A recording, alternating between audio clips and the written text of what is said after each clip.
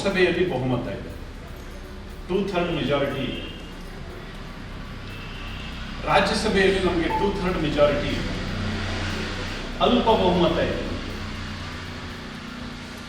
ರಾಜ್ಯ ಸರ್ಕಾರಗಳಲ್ಲಿ ನಮಗೆ ಬೇಕಾಗಿರ್ತಕ್ಕಂಥ ಬಹುಮತ ಇಲ್ಲ.